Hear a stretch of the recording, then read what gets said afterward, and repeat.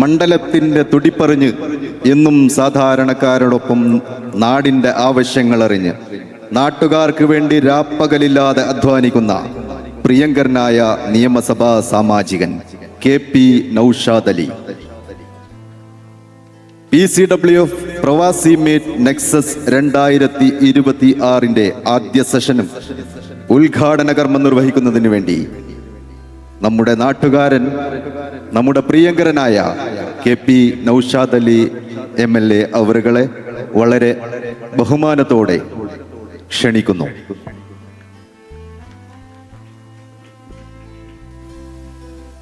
വേദിയിലുള്ള ബഹുമാന്യനായ അധ്യക്ഷൻ ശ്രീ അഷ്റഫ് ദിലാറ, വേദിയിൽ ഒരുപാട് ബഹുമാന്യരായ വ്യക്തിത്വങ്ങളുണ്ട്. ബ്ലോക്ക് പഞ്ചായത്ത് പ്രസിഡന്റ് റമീന ഇസ്മായിൽ അടക്കമുള്ള ആളുകൾ,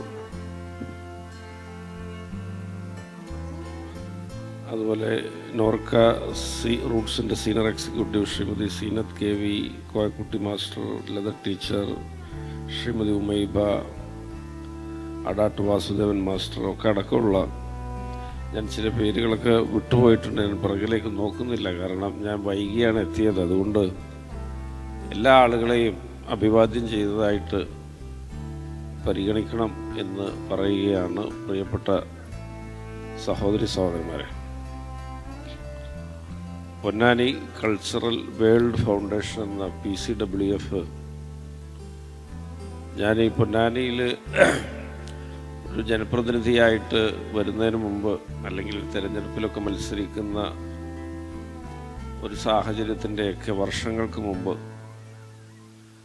ഞാൻ നേരിട്ട് അറിയുകയും പരിചയപ്പെടുകയും പരിപാടികളിൽ ഭാഗവാക്കാവുകയൊക്കെ ചെയ്ത ഒരു സംഘടനയാണ്. മാറഞ്ചേരി നടന്ന നിങ്ങളുടെ സമൂഹ വിവാഹത്തിലൊരിക്കൽ ഇന്നത്തെ മുഖ്യമന്ത്രി പങ്കെടുക്കാമെന്ന് ഏറ്റിരുന്നുവെങ്കിലും അവസാന നിമിഷം അദ്ദേഹത്തിന് പരിപാടികളിൽ അന്ന് പ്രതിപക്ഷ നേതാവായിരുന്ന സമയത്ത് മാറ്റം വരുത്തേണ്ടി വന്നൊരു സാഹചര്യം ഉണ്ടായപ്പോൾ അന്ന് ചെന്നൈയിൽ നിന്നുള്ളൊരു MLA പിടിച്ചു കൊണ്ടുവന്ന് അതിന് പകരം ആ പരിപാടിയിൽ പങ്കെടുപ്പിച്ച ഒരു സാഹചര്യമൊക്കെ ഞാൻ ഈ അവസരത്തിൽ ഓർക്കുകയാണ്.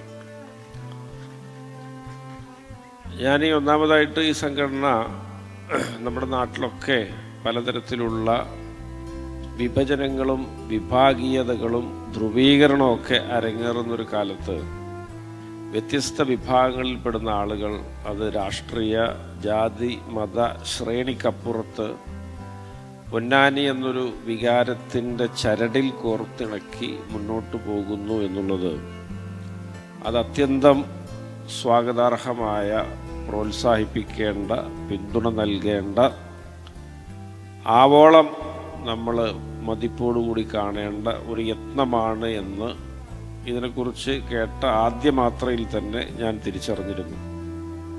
നിങ്ങളിന്ന് വിവിധങ്ങളായ മേഖലകളിൽ നിങ്ങളുടെ ഇടപെടലുകളുമായിട്ട് മുന്നോട്ട് പോവുകയാണ്. പ്രവാസികളുമായി ബന്ധപ്പെട്ട വ്യത്യസ്തങ്ങളായ വിഷയങ്ങളിൽ നിങ്ങളുടെ ഇടപെടലുകളും സഹകരണവും നിർദ്ദേശങ്ങളും ഒക്കെയായിട്ട് നിങ്ങൾ സജീവമാവുകയാണ്. നാടിൻ്റെ വികസനവുമായി ബന്ധപ്പെട്ട കാര്യങ്ങളിലും നിങ്ങൾ കൃത്യമായ നിർദ്ദേശങ്ങളും ഉപദേശങ്ങളും ആശയങ്ങളും പങ്കുവച്ച് മുന്നോട്ട് പോകുന്നു എന്നുള്ളത് സ്തുത്യർഹമായ ഒന്നാണ് എന്ന് വിലയിരുത്തുവാൻ ഞാൻ ആഗ്രഹിക്കുകയാണ്. ഇവിടെ പൊന്നാനി കൾച്ചറൽ വേൾഡ് ഫൗണ്ടേഷൻ എന്ന് പറയുമ്പോൾ അത് നിങ്ങൾ ഉദ്ദേശിക്കുന്ന ഒരു വിശാല പ്രതലം, അത് ഒരു പൊന്നാനി നിയോജക മണ്ഡലവും അതിൻ്റെ പരിസരത്തെ എടപ്പാൾ ഉൾപ്പെടെയുള്ള മേഖലകളൊക്കെയാണ് എന്നുള്ളതാണ് ഞാൻ മനസ്സിലാക്കുന്നത്.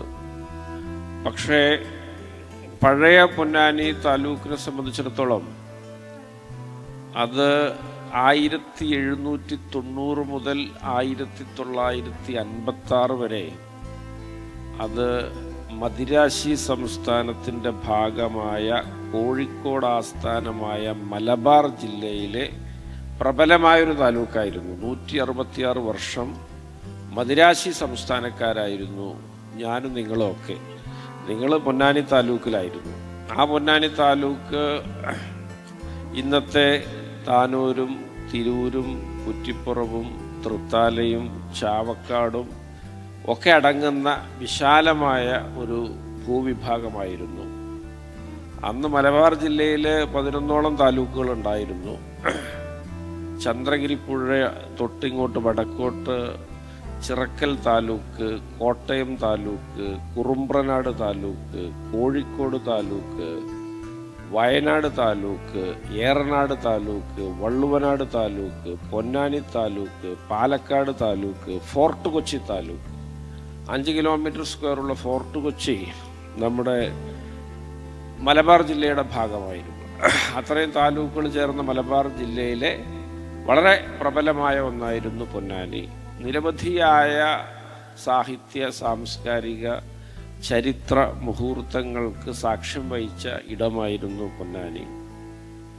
ഞാൻ ഓർക്കുന്നു ഈ അവസരത്തിൽ ഈ 1790 മുമ്പ് ഈ പൊന്നാനി താലൂക്ക് വരുന്നതിന് മുമ്പും പൊന്നാനി വളരെ പ്രബലമായിരുന്നു. അന്ന് സാമൂതിരിയുടെ ഭരണകാലത്ത് കൊളോണിയൽ ആധിപത്യം വരുന്നതിൻ്റെ തൊട്ടു മുമ്പ് ടിപ്പുവിൻ്റെ ഒരു അധീശത്വം നമ്മുടെ ഈ പരിസരങ്ങളിൽ ചുരുങ്ങിയ വർഷങ്ങളിൽ നിലനിന്നിരുന്നു. അതിനു മുമ്പ് സാമൂതിരിയുടെ ഭരണമായിരുന്നു. ആ സാമൂതിരി ഭരിക്കുന്ന കാലത്ത് പൊന്നാനി വളരെ പ്രബലമായിരുന്നു. പൊന്നാനിയുടെ ഒരു സുവർണകാലമായിരുന്നു. സാമൂതിരിയുടെ നേവൽ ബേസിൻ്റെ ഹെഡ് ക്വാർട്ടേഴ്സ് പൊന്നാനിയായിരുന്നു. കുഞ്ഞാലിമരക്കാർ അദ്ദേഹത്തിൻ്റെ എല്ലാ സൈനിക മുന്നേറ്റങ്ങളും നാവിക മുന്നേറ്റങ്ങളും ഒക്കെ പൊന്നാനി കേന്ദ്രീകരിച്ചായിരുന്നു നടത്തിയിരുന്നത്.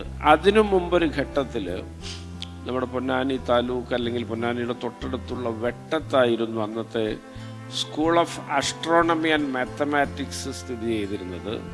അതൊരു 14, 15, 16 നൂറ്റാണ്ടുകളിൽ school of astronomy and mathematics എന്ന ലോകത്ത് തന്നെ അത്ഭുതങ്ങൾ തീർത്ത ഒരു വിശ്വവിദ്യാലയം നമ്മുടെ ഈ പരിസരത്തുണ്ടായിരുന്നു. അവിടെ നീലകണ്ഠ സോമയാജിപ്പാട്, അച്യുത പിഷാരടി, അച്യുത പണിക്കർ, യുക്തിഭാസ്, അതുപോലെ നീലകണ്ഠ സോമയാജിപ്പാട്, ഇങ്ങനെയൊക്കെയുള്ള മേൽപ്പത്തൂർ നാരായണ ഭട്ടതിരി, ഇങ്ങനെയൊക്കെയുള്ള വലിയ വിദ്വാൻമാർ അന്ന് ആ കോളേജിലെ അധ്യാപകരായിരുന്നു, അല്ലെങ്കിൽ അവിടുത്തെ ഗവേഷകരായിരുന്നു. അവിടെ നിന്ന് അന്നവർ കണ്ടെത്തിയ കാൽക്കുലസിലെ, ട്രിഗണോമെട്രിയിലെ, അൾജിബ്രയിലെയൊക്കെ കണ്ടെത്തലുകൾ 200, 250 കൊല്ലം കഴിഞ്ഞിട്ടാണ് പാശ്ചാത്യർ കണ്ടെത്തിയത്.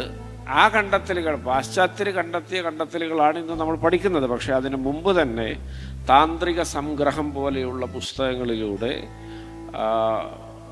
ഈ വിദ്യാലയത്തിൽ നിന്ന് കണ്ടെത്തിയ പിന്നെ പുതിയ അറിവുകളും പുതിയ ഫോർമുലകളും ലോകത്തിന് വഴികാട്ടിയിരുന്നു. പക്ഷേ അന്നൊക്കെ അതിനെ ഒരു പൊതുമുഖ്യധാരയുടെ ഭാഗമാക്കാൻ പ്രത്യേകിച്ച് ഇടപെടലുകളോ അല്ലെങ്കിൽ സ്റ്റേറ്റിൻ്റെ സംവിധാനമോ ഒന്നുമില്ലാത്തതിനാൽ അതൊക്കെ നമ്മുടെ പരിസരങ്ങളിലും അങ്ങനെയുള്ള പണ്ഡിതരിലും മാത്രം ഒതുങ്ങിപ്പോയി. പക്ഷേ പിന്നീടത് ലണ്ടനിലെ റോയൽ കോളേജ് ഓഫ് മാത്തമാറ്റിക്സ് ഒക്കെ തിരിച്ചറിയുകയും ഈ സംസ്കൃത ഗ്രന്ഥങ്ങളുടെ ഇംഗ്ലീഷ് പരിഭാഷകൾ ഉണ്ടാവുകയും അത് അവരുടെ ആർക്കൈവ്സിൽ സൂക്ഷിക്കുകയും അതൊരു റെഫറൻസാക്കി മാറ്റുകയൊക്കെ ചെയ്തിട്ടുണ്ട്.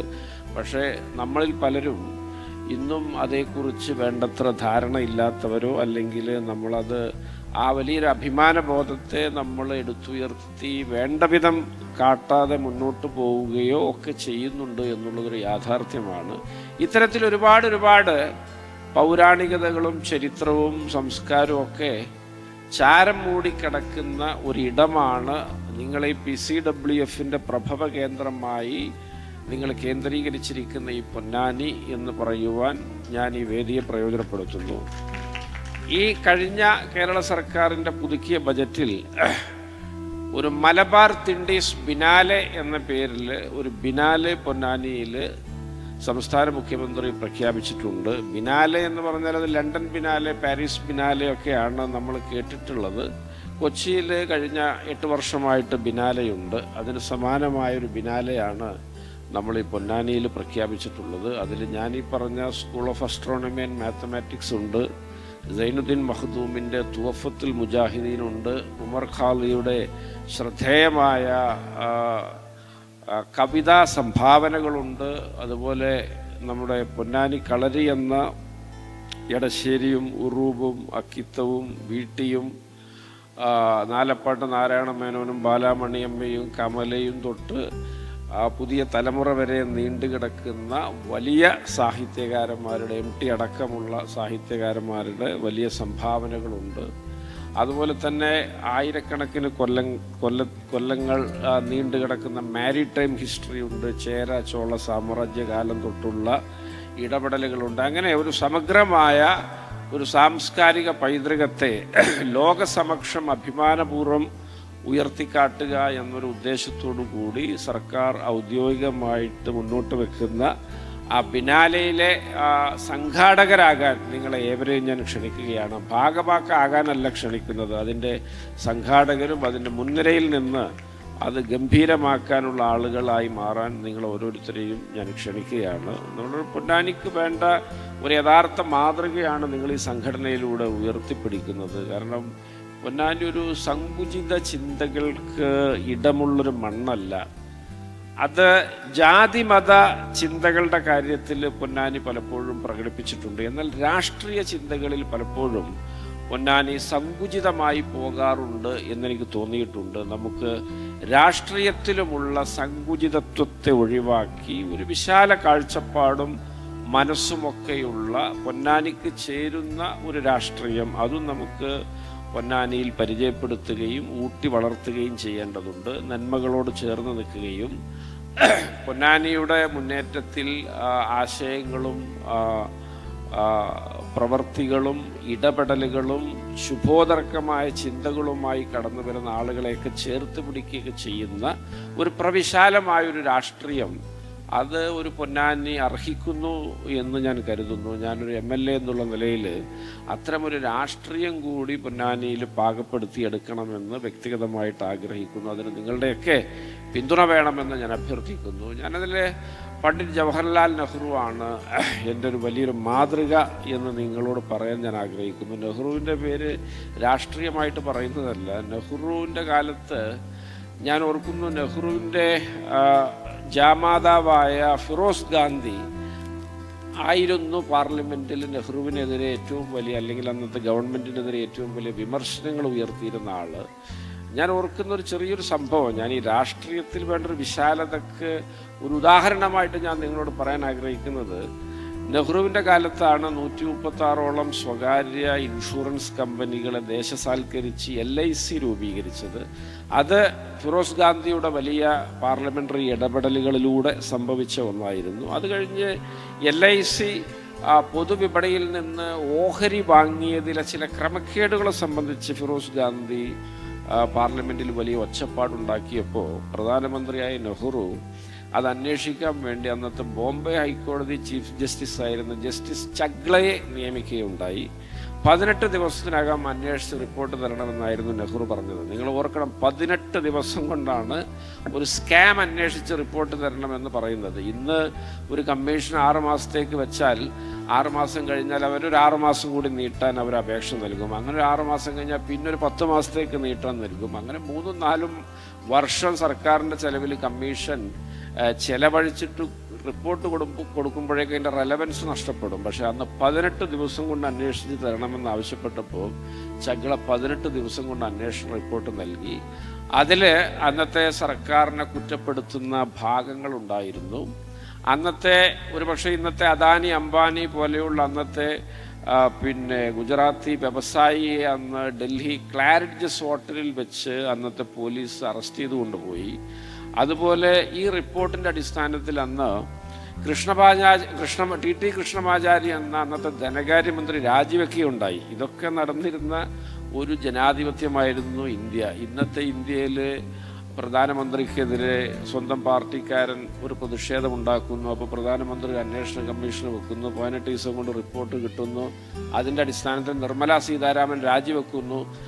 കരൺ അദാനിയെയോ ഗൗതം അദാനിയെയൊക്കെ പോലീസ് അറസ്റ്റ് ചെയ്തുകൊണ്ട് പോകുന്നു എന്നൊക്കെ നിങ്ങൾക്ക് സങ്കല്പിക്കാൻ പോലും സാധിക്കുകയില്ല. പക്ഷേ അതൊക്കെ നടന്നിരുന്ന ഒരു കാലം ഈ രാജ്യത്തിനുണ്ടായിരുന്നു. ഇതിൻ്റെ ബാലാരിഷ്ടതകളുടെ കാലത്ത് അത്രമാത്രം പുഷ്കലമായിരുന്നു ഈ രാജ്യത്തിൻ്റെ ജനാധിപത്യം എന്നുള്ളതാണ് പലപ്പോഴും നമ്മളെയൊക്കെ നിരാശരാക്കുന്നത്. ജനാധിപത്യത്തെ ഊട്ടിയുറപ്പിക്കുന്ന നടപടികളിൽ നിന്ന് ഇന്ത്യ മെല്ലെ മെല്ലെ പിറകോട്ട് പോയി ഇന്ന് ശോചനീയമായ ഒരു സ്ഥിതിയിൽ എത്തിച്ചേർന്നിരിക്കുന്നു എന്ന് പറയാൻ അതിന് രാഷ്ട്രീയം നോക്കേണ്ട കാര്യമില്ല. അത് പറഞ്ഞില്ലെങ്കിൽ നമ്മളൊക്കെ ജനാധിപത്യത്തോടെ നീതികേട് ചെയ്യുന്നവരാകും. അത്തരത്തിൽ ഒരു നെഹ്റുവൊക്കെ പുലർത്തിയിരുന്ന തരത്തിലുള്ളൊരു വിശാല ജനാധിപത്യ മാതൃക പരീക്ഷിക്കാനുള്ള ഈ രാജ്യത്തെയും സംസ്ഥാനത്തെയും ചുരുക്കം ചില ഇടങ്ങളിലൊന്നാണ് പൊന്നാനി. അതിന് അത്തരത്തിലുള്ളൊരു പൈതൃകവും പാരമ്പര്യവുമുണ്ട്.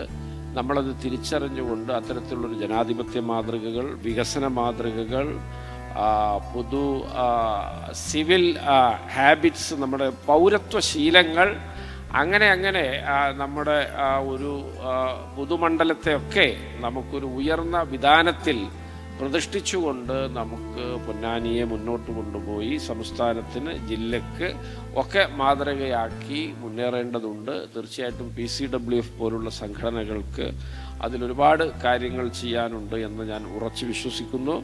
നിങ്ങളിവിടെ വികസനപരമായ ഒരുപാട് കാര്യങ്ങളെക്കുറിച്ച് കാഴ്ചപ്പാടുകളുള്ളവരാണ്. നമുക്ക് പല കാര്യങ്ങളിലും പൊന്നാനി സമീപകാലത്ത് പിറകിലാണ് എന്നുള്ളതൊരു നഗ്നസത്യമാണ്. ഞാനീ പൊന്നാനി താലൂക്കും പൊന്നാനി അതിനു മുമ്പ് പിന്നെ യൂണിവേഴ്സിറ്റിയും അല്ലെങ്കിൽ കുഞ്ഞാലിമരക്കാറും സാമൂതിരിയും ഒക്കെ ഉള്ള കാലം, അതിനു മുമ്പ് ചേര ചോള സാമ്രാജ്യം തൊട്ടുള്ള ഒരു പൊന്നാനി ഉണ്ട് ഇവിടെ. പക്ഷെ ആ പൊന്നാനി ഞാൻ പലപ്പോഴും ആലോചിക്കും, ഒരു കഴിഞ്ഞൊരു 10, 35, 40, 50 കൊല്ലത്തെ നമ്മുടെ മലബാറിൻ്റെ, കേരളത്തിൻ്റെ പശ്ചാത്തലം അല്ലെങ്കിൽ മലപ്പുറം ജില്ലയുടെ പശ്ചാത്തലം എടുത്ത് പരിശോധിച്ചാൽ കോട്ടക്കൽ വരെ പൊന്നാനിയേക്കാൾ മുന്നേറി എന്ന് പലപ്പോഴും ഞാൻ ആലോചിച്ച് പോകാറുണ്ട്.